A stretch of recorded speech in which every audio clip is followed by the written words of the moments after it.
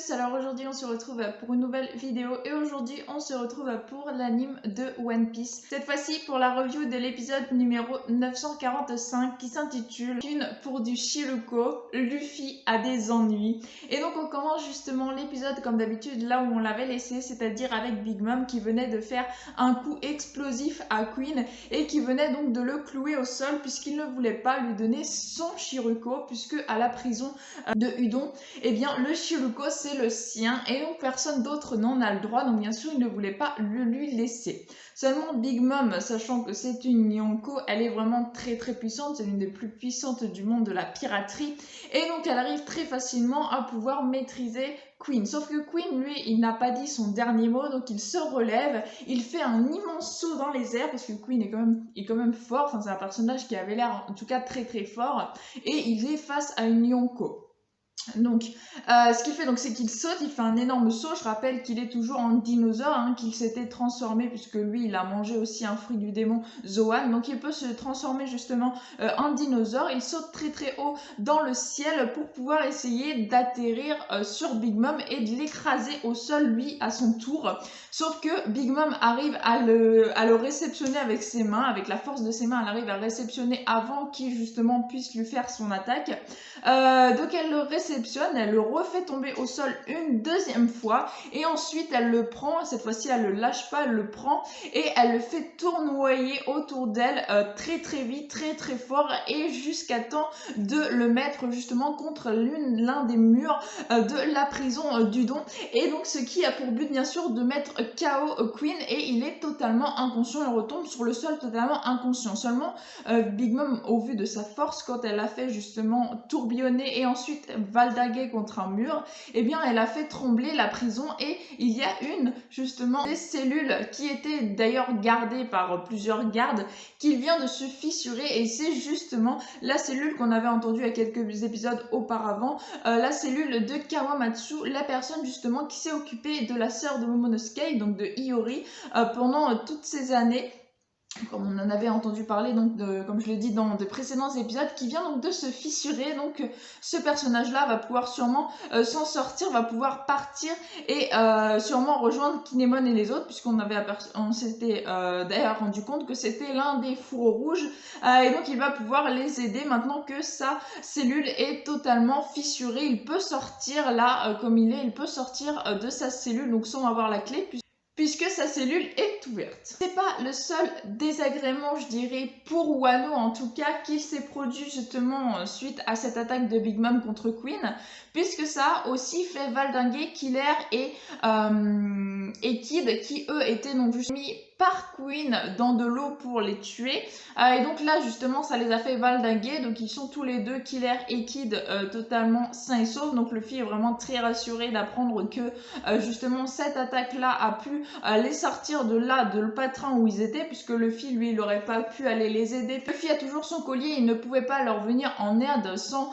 justement mourir lui-même, donc il ne pouvait rien faire pour les sauver, et donc il est vraiment très rassuré d'apprendre que Kid et Killer ont pu justement s'en sortir grâce à cette technique de Big Mom. Ensuite on retourne du côté cette fois-ci de Raizo et de Caribou qui forment une équipe justement. Donc Caribou lui se charge de pouvoir que les membres justement de Kaido, des Orochi, ne puissent plus communiquer entre eux. Donc en gros ils n'auront plus justement d'escargots, alors c'est pas des escargophones, c'est des trucs un peu plus petits, miniatures je dirais, pour pouvoir communiquer entre eux. Et en fait Caribou est en train justement de les avaler pour qu'ils ne puissent plus communiquer, et pendant ce temps on a Raizo qui lui, avec ses pouvoirs de ninja, ses techniques de ninja, arrive à se faufiler pour pouvoir récupérer toutes les clés des différentes prisons de Wano justement, pour libérer tous les prisonniers et pour pouvoir justement libérer tous les samouraïs qui ont été capturés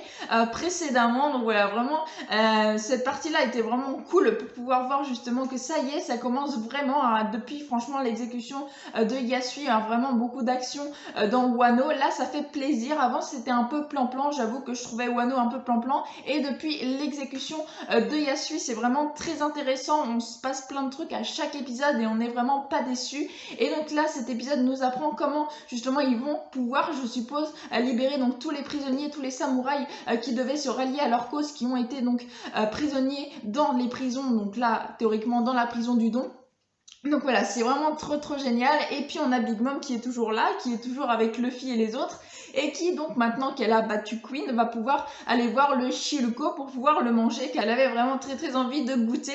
Donc là elle se dirige justement grâce à son odorat vers le Shiluko, donc elle l'ouvre et là elle s'aperçoit bien sûr que c'est vide. Donc bien sûr Big Mom retourne dans une colère noire et elle va s'en prendre à Luffy. Pourquoi? Puisque Luffy dit tout haut que c'est lui qui a mangé le Shiluko sans le vouloir. En fait, il avait l'impression qu'il le disait dans sa tête, mais non, il l'a dit tout haut. Donc bien sûr, Big Mom l'a entendu et elle se dirige bien sûr vers lui. Je rappelle que Luffy, lui, ne peut pas bouger de son petit rond là, de son petit ring, puisque sinon il se fait trancher la gorge suite au collier qu'il a sur lui, que Queen lui avait mis d'ailleurs, et qui s'appelait d'ailleurs le Sumo Inferno, qu'il était en train de faire depuis masse d'épisodes maintenant. Et donc il ne peut surtout pas sortir de là, sinon il se fait tuer lui et Yogoro. Là ça on apprend que Big Mom finalement elle a de la bonté et que le Shiluko elle voulait l'offrir au village d'Okobore, puisqu'ils l'ont justement offert précédemment, ce même village, de la soupe, et elle voyait bien que c'était un pays assez pauvre, un village assez pauvre, et elle voulait justement leur redonner la monnaie de sa pièce. Je rappelle que Big Mom a toujours perdu la mémoire, donc là elle a de la gentillesse suite à sa perte de mémoire, et justement donc elle voulait offrir à ce petit village qui n'a pas de ressources le Shiluko qu'elle aurait trouvé pour leur ramener. Donc là elle est vraiment furax envers Luffy, puisque c'est Luffy qui a tout mangé, et Chopper elle est super étonnée d'apprendre que justement elle voulait faire une bonne action avec le Shiluko et non pas le garder pour elle comme elle l'aurait fait d'ailleurs si elle n'avait pas perdu la mémoire. Et donc on a Luffy qui est là et qui est obligé de fuir malgré son collier, il est obligé de fuir puisque Big Mom n'arrête pas de l'attaquer. Et donc là on a Luffy qui, avec vraiment toute sa colère, puisque là il est désemparé, il sait pas trop comment il va pouvoir faire, il ne peut pas sortir de cet endroit là, il sait que s'il sort il peut mourir. Donc avec toute sa haine, toute sa colère, dans un moment critique, eh bien il arrive à enlever avec justement une fameuse nouvelle technique du fluide, peut-être la technique qu'il cherchait justement à entreprendre avec Yogoro aux épisodes précédents. Eh bien il arrive justement à enlever le collier de Yogoro et le sien coup sur coup, donc ils ne vont pas mourir à cet endroit là. En tout cas Luffy c'est pas là qu'il va périr, et Yogoro non plus, puisque donc Luffy arrive à enlever les colliers juste à temps pour pouvoir sauver Yogoro et lui-même. Donc après ils peuvent courir, seulement Yogoro en décide autrement. Yogoro il en croit pas ses yeux déjà qu'ils ont réussi à s'enlever les colis grâce à Luffy, et il semble avoir détecté quelque chose. Et je rappelle que Yogoro c'est celui qui savait justement faire cette technique que Luffy lui n'arrivait pas à faire, et donc il lui dit que non, il ne bougera pas d'ici, il ne s'enfuira pas, il veut que Luffy le protège justement, puisque visiblement c'est dans un moment critique qu'il arrive à faire cette fameuse technique.